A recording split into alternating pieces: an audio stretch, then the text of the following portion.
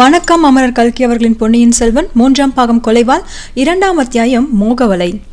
வயது முதிர்ந்த பிறகு இளம் பெண்ணை மணந்து கொள்வோர் எப்போதும் சந்தேகம் என்னும் மாய உலகத்தில் வாழ்கிறார்கள். அவர்களுக்கு அந்நியர்கள் யாரை கண்டாலும் இயற்கையான அருவருப்பு ஏற்படுகிறது. பழுவேட்டையருக்கு இத்தகைய அருவருப்பு ஏற்பட அதிக காரணம் இருந்தது. நந்தினி தமக்கு முன்னால் வந்து நின்று பேசத் தொடங்கியதை அவர் சிறிதும் விரும்பவில்லை.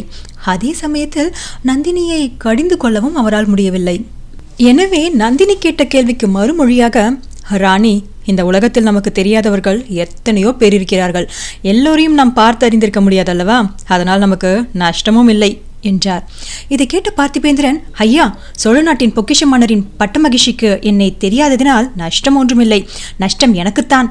ஆகையால் என்னை நானே தெரிவித்துக் கொள்கிறேன். அம்மணி, என்னை பார்த்திபேந்திர பல்லவன் என்று அழைப்பார்கள் என்று சொன்னான்.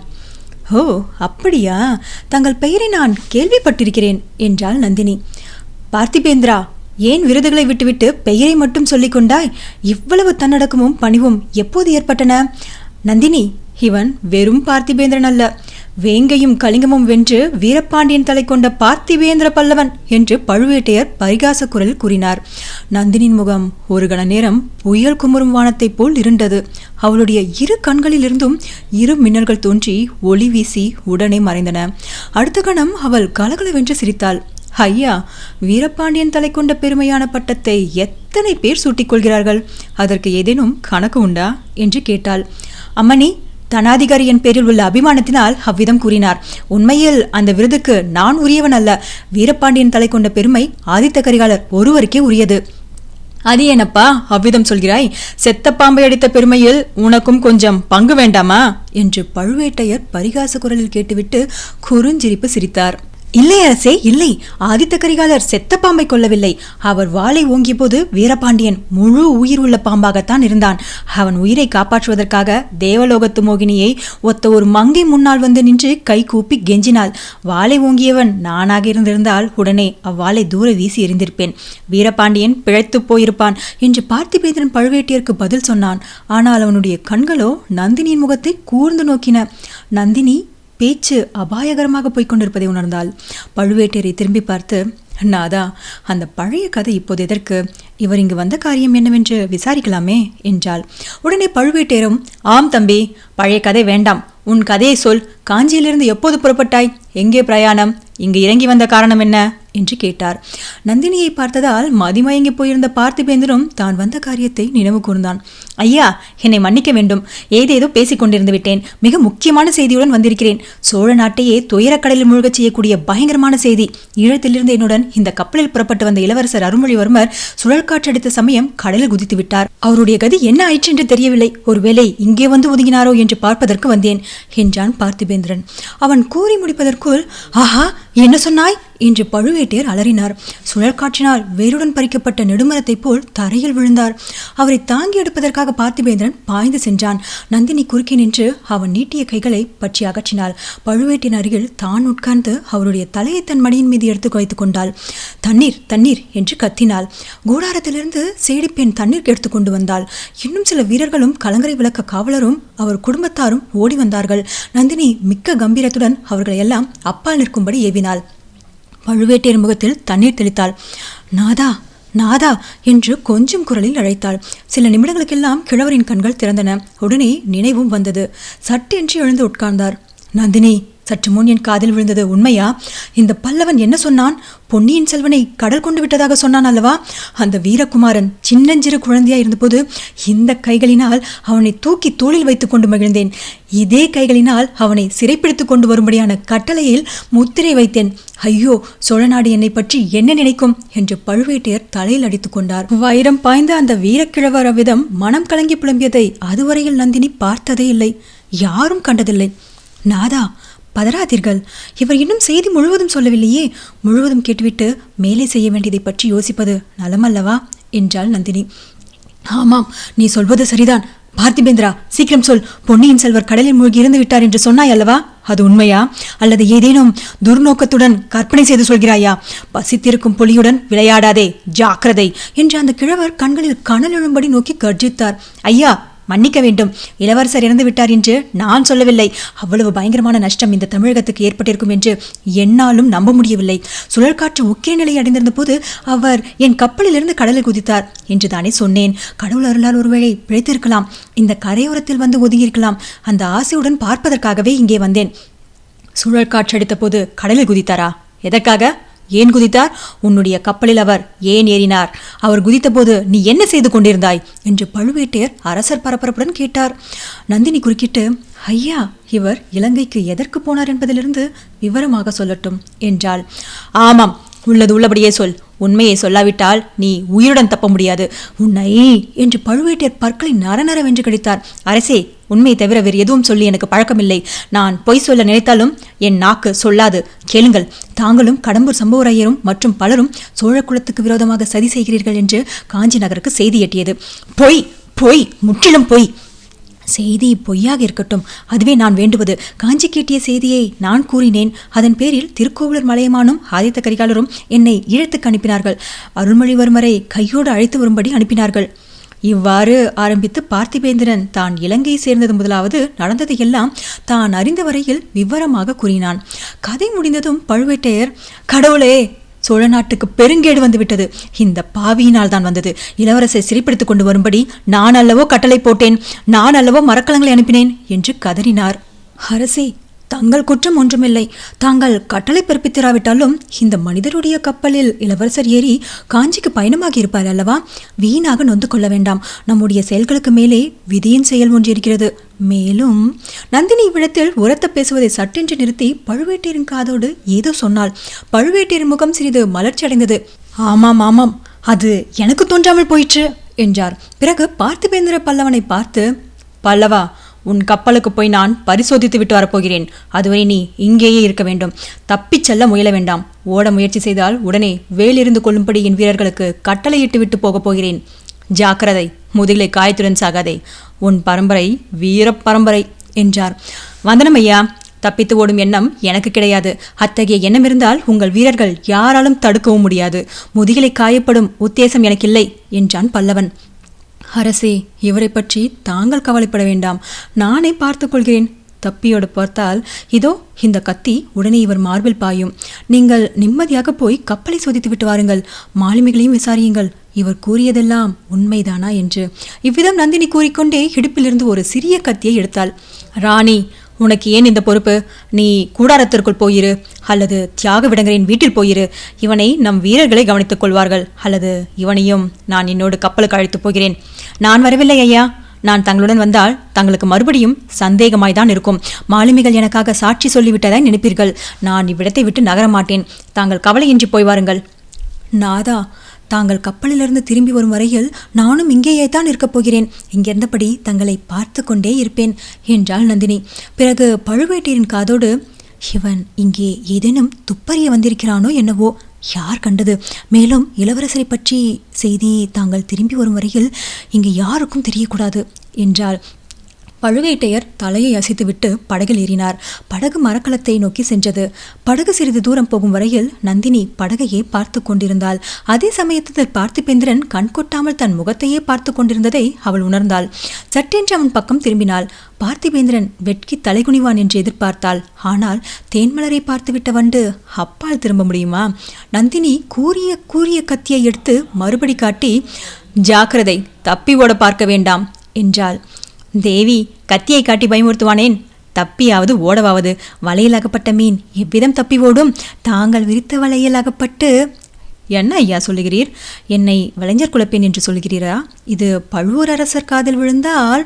அதை பற்றி நான் கவலைப்படவே இல்லை தேவி. ஆனால் மீன் பிடிக்கும் வலையை நான் குறிப்பிடவும் இல்லை. தங்களுடைய வேல்வழிகள் விரிக்கும் மோக வலையை சொல்கிறேன். சி, என்ன தைரியம் உனக்கு? வளைஞர் குலப்பெண் என்றாலும் பாதகமில்லை. ஆடவர்களுக்கு மோகவலை விரிக்கும் கணிகை என்றா என்னை சொல்லுகிறேன்?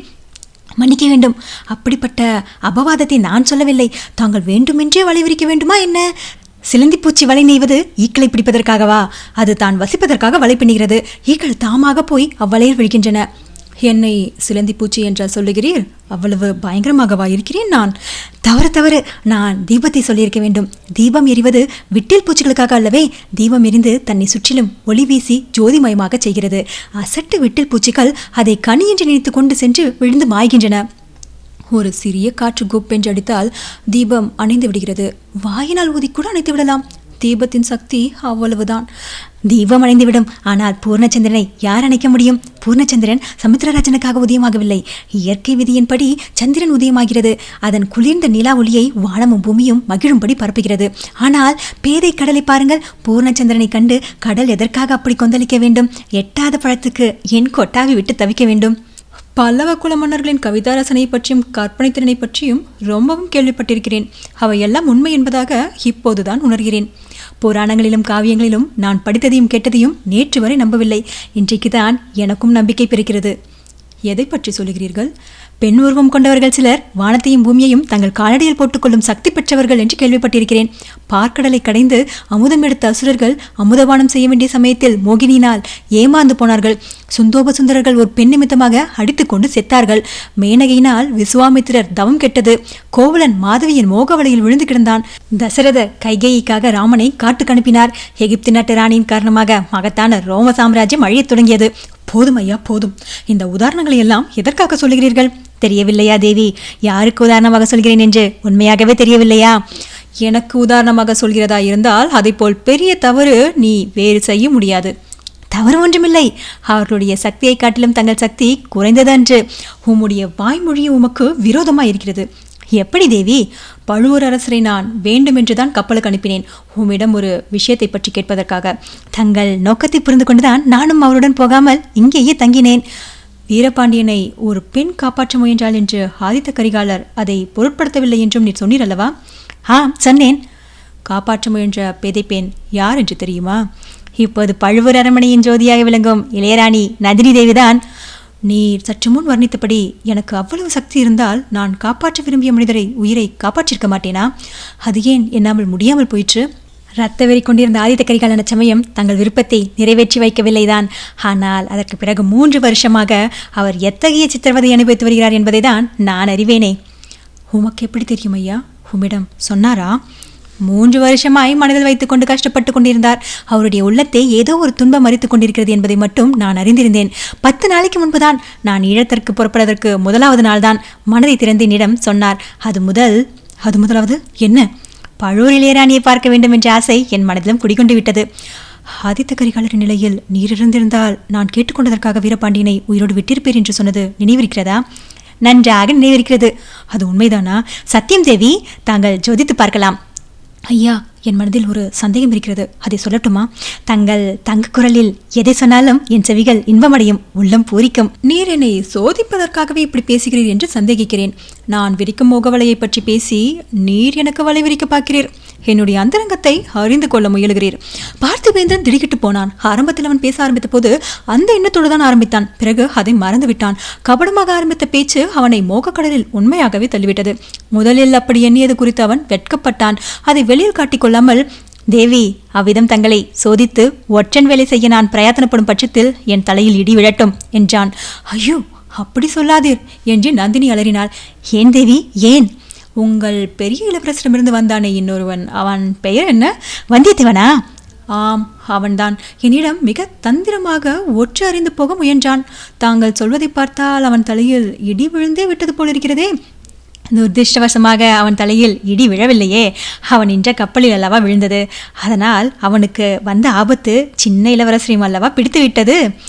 பாவம், பழையாறு இளைய பிராட்டியை நினைத்தால் எனக்கு பரிதாகமாக இருக்கிறது. அவள் இந்த உலகில் மிகவும் பிரியம் வைத்திருந்த இருவர் ஏக காலத்தில் மாண்டு போனார்கள். என்ன துரதிருஷ்டம்! தேவி, 2 பேர்கள் யார்? நீர் சொன்ன 2 பேர்தான். இளைய பிராட்டியனுக்கு தம்பி மீது தனி வாஞ்சி உண்டல்லவா? அது உலகம் அறிந்தது. அவருடைய பிரியத்துக்கு பாத்திரமான இன்னொருவர்? ஏன், உங்கள் பெரிய இளவரசர் அனுப்பிய தூதன்தான். வந்தியத்தேவனையா சொல்லுகிறீர்? அவனைதான்.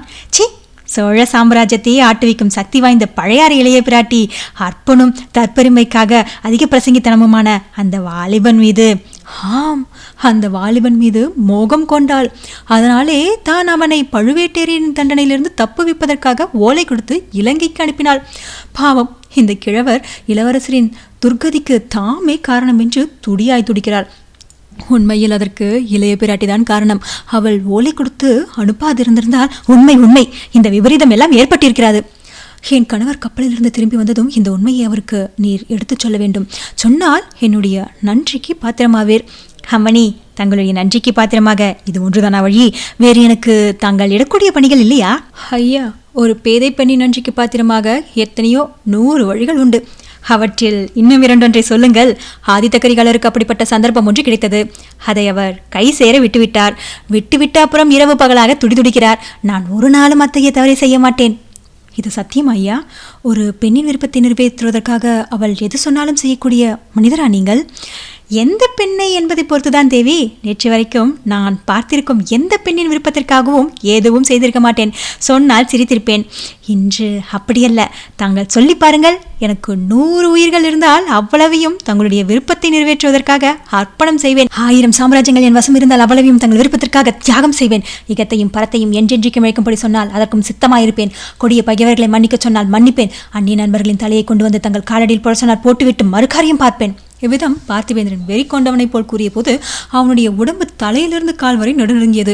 அவனுடைய வாயிலிருந்து வந்த சொற்கள் குழறின, உதடுகள் தடித்தன, பற்கள் கடித்தன, ரோமங்கள் குத்திட்டு நின்றன. மூச்சு விடும் சத்தம் கொல்ல நூலையின் சத்தத்தை போல் கேட்டது. பார்த்திபேந்திரனுடைய இந்த மாறுதல் நேயர்களுக்கு வியப்பை அளிக்கலாம். ஏன், அவனிடமே நீ இப்படி ஆவாய் என்று முதலாவது நாள் யாராவது சொல்லியிருந்தால் அவன் நம்பியிருக்க மாட்டான். பிற்காலத்தில் நினைத்து பார்த்தால் அவனுக்கே கூட வியப்பளிக்கக்கூடிய காரியம்தான். ஆனால் இது பார்த்திபேந்திரனை பற்றிய அதிசயம் மட்டுமல்ல, மனித இயற்கையின் பற்றிய அதிசயம். எத்தனையோ மேதாவிகள் காலமெல்லாம் ஆராய்ச்சி செய்த பின்னரும் மனித உடம்பின் அமைப்பு ரகசியத்தை நம்மால் முழுவதும் அறிந்து கொள்ள முடியவில்லை. மனித இதயத்தின் அமைப்பு ரகசியத்தை நாம் எவ்வாறு அறிந்து கொள்ள முடியும்? வாழ்நாள் எல்லாம் பழிப்பாவங்களில் மூழ்கி கிடந்தவர்கள் திடீரென்று ஒரு நாள் வைராக்கிய சிலர்களாகிறார்கள். பக்தி பரவசமடைந்து ஆடி பாடுகிறார்கள். இறைவன் கருணைக்கு பாத்திரமாகிறார்கள். மனிதன் சமூகத்திற்கு ஒப்பற்ற தொண்டுகள் புரிகிறார்கள். இதற்கு மாறாக நெடுங்காலமாக தூய்மையாக களங்கமற்ற வாழ்க்கை நடத்தியவர்கள் திடீரென்று ஒரு நாள் வழுக்கி விழுகிறார்கள். அப்படி விழும்போது அதல பாதாளத்திலேயே விழுந்து விடுகிறார்கள். பார்த்திபேந்திரனுடைய ஆபாச மொழிகளை கேட்டு வந்த நந்தினி, போதும் ஐயா, போதும், நிறுத்துங்கள். அவ்வளவு பயங்கரமான காரியம் எதையும் செய்யும்படி தங்களை ஒரு நாளும் நான் வற்புறுத்தப் போவதில்லை. தங்களுக்கும் எனக்கும் உகந்த சந்தோஷமான ஒரு காரியத்தை தான் சொல்லப் போகிறேன் என்றாள். இந்த அத்தியாயம் மிக முடியுது. அடுத்த அத்தியாயம் அடுத்த வீடியோவில். நன்றி.